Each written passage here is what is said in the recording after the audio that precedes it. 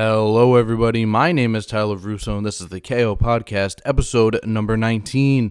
In this episode, we will review UFC Fight Night Kattar vs. Allen.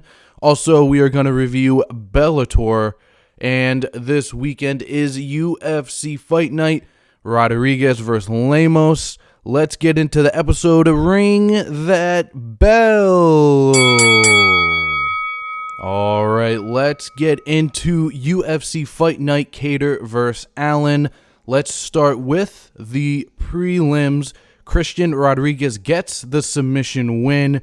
Cody Duran gets a very, very one-sided, unanimous decision win. And then Steve Garcia versus Chase Hooper. Steve Garcia just rolled over Chase Hooper. I mean, man, Garcia showed off his power in this fight. Very, very impressive performance from Garcia. That's probably one of his best career performances because, man, I mean, his stand-up looked sharp. His striking looked really sharp. So congratulations to Garcia on that win. Moving on, we had a middleweight matchup. We had Joseph Holmes taking on Park Jun Young, and Jun Young gets the submission win in the second round. Moving on, we had a heavyweight matchup. We had Andre Arlovski taking on Marcos Rodrigo de Lama, and De Lama gets the submission victory in the first round. De Lama is such a powerful fighter. The sequence that led to the submission, De Lama, threw a punch and it landed on Arlovski's sternum area, kind of near his chest, and Arlovski went flying, and Arlovski's a big dude, and he didn't get up right away, so, that didn't even connect with, his chin or anything, and, you could tell he was obviously out of sorts a little bit with that, and then De Lama goes right in for the submission, and he gets the tap. Moving on, we had a middleweight matchup. We had Phil Hawes taking on Roman Dolidze. And Roman Dolidze gets a vicious knockout over Hawes. Hawes looked like he hurt his knee. Dolidze, I think, had him in a knee lock, and his knee looked like it got blown up. But credit to Hawes. I mean, Dolidze pointed and said his knee is done, but hey, Hawes didn't give up, and you got to give him credit, for his toughness, but. It did lead to that vicious knockout because he could not move really on his back leg. So Dolidze took advantage and finished him pretty violently. And that was the last fight on the prelims. Now moving on to the main card. We had a light heavyweight matchup. We had Dustin Jacoby taking on Khalil Roundtree. I was very excited for this matchup. Roundtree gets the decision victory. It was a pretty close fight. I feel like, Jacoby definitely had more of the output, but Roundtree had a lot more powerful, impactful shots. So I believe that's why the judges gave him the decision. But, again, it was still a very, very close fight. And it really came down to what do you score higher, output or kind of the damage of the shots. And, it was, those judges decided that the damage shots were more impactful. Moving on, we had a middleweight matchup. We had Josh Fremd taking on Tresean Gore, and Tresean Gore gets the submission victory in the second round. It was a very, very impressive submission. He locked right onto his neck and did not let go until the ref pulled him off of Fremd. Fremd was out cold, and you could just tell how hard he was holding on to his neck, because when he released, Fremd's head, bounced off the canvas really hard, so that you could just see the power of Gore's grip, from that. Moving on, we had a heavyweight bout. We had Waldo Cortez Acosta taking on Jared Vanderaa, and Costa wins a decision. He is now 8-0, so definitely keep an eye out for him. He is a up-and-coming heavyweight to watch. moving on in the co-main event, we had a welterweight matchup. We had Tim Means taking on Max Griffin, and Max Griffin gets the decision victory. Now, moving on to the main event, we had a featherweight bout. Calvin Kattar taking on Arnold Allen, and unfortunately, near the end of the first round, Kattar's knee popped. There was video all over the internet. You could kind of see just his knee tendon pop and snap. And credit to Kattar, he is very, very tough. He made it to the second round. The doctor came in and asked him if he was all right. Of course, he's going to say he was all right. But Allen obviously knew that his leg was injured and just leg kicked him, and Kattar just could not. Kattar couldn't get up after that, and they stopped the fight. 8 seconds into the second round. The only good thing is that Kattar didn't take any really unnecessary damage other than his knee injury. So I hope a speedy recovery for Kattar. I picked Kattar to win this fight. I just thought he had more tools, but yeah, man, another injury in a featherweight main event. This just makes this division so much more mucked up, if you will, because Ortega and Rodriguez, that fight ended in injury. So and it seems like Volk wants that lightweight title shot. So it just seems right to have a interim featherweight belt on the line at some point. I think some of these featherweights deserve a shot at the interim belt. Yair Rodriguez is definitely in that conversation, and maybe Arnold Allen might be after this fight. So it's going to be very interesting to see kind of how this featherweight division shakes out. But now let's move on to Bellator. All right, and let's get into Bellator 287. This took place in Milan, Italy, and some prelim victors I want to go over. Yves Landau, man, he had a very, very impressive performance. Talk about a guy that gets better with age, and he was still doing all flips and backflips and breakdancing. He had a great decision victory. Also picking up a TKO victory was Simon Boyang.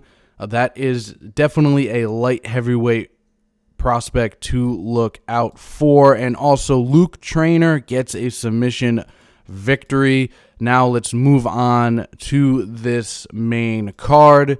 Starting this main card off, we had Justin Gonzales taking on Andrew Fisher, and Justin Gonzales gets the dominant decision victory. A couple more seconds and Gonzales probably would have got Fisher out of there, but credit to Fisher for being so tough. And I was able to catch up with Justin Gonzales after his victory, and this is what he had to say. Hey Justin, congratulations on the win. So you talked about after the fight that the whole kind of division is on your hit list. Is there any particular name that comes to mind? Shoot, that's a tough question, man, because there's so much movement in this division, man.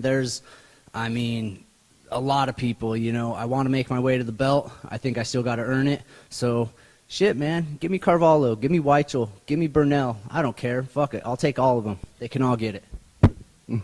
And also just give a little background on how this fight went, because you flew basically across the country, the world. Just kind of tell me a little bit about how that went down for you.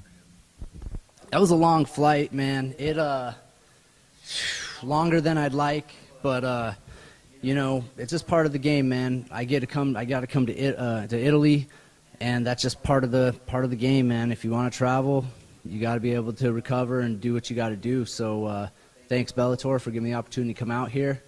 I feel like I recovered really well. I think it was just because of the great camp I had.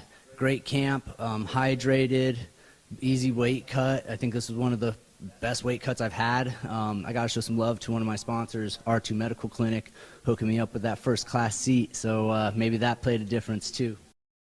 All right, and the second bout on the main card was Saul Rogers taking on Tim Wilde. Tim Wilde gets the decision victory. And moving on to the middleweight co-main event, we had Fabian Edwards taking on Charlie Ward, and Fabian Edwards gets the decision victory. And it kind of came down to what I said last episode. Fabian Edwards was just more of the tactical fighter.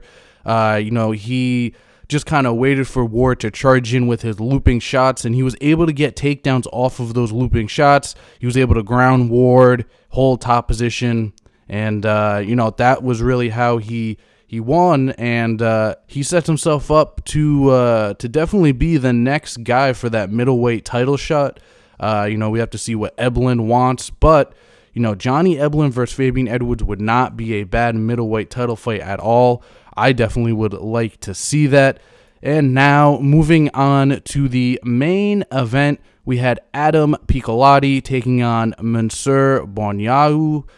I feel like I butchered his last name. I apologize. So we will call him Mansour. But wow, what an impressive victory for Mansour. I mean, he gets the submission victory, but it was just, man, Piccolotti, he was throwing up so many submissions off his back. He's very active off his back, and Mansour was able to combat all of his attempts and get a submission of his own. Mansour showed that he has a very, very good ground game, and his ground and pound is also really, really good. With this victory, Mansour, he definitely puts his name into that pool of fighters for that lightweight Grand Prix. I'm so excited for that. So it would be really cool to see him in there. He definitely looks like he is, a top lightweight. And the lightweight division has a huge fight. Bellator's next card in Chicago.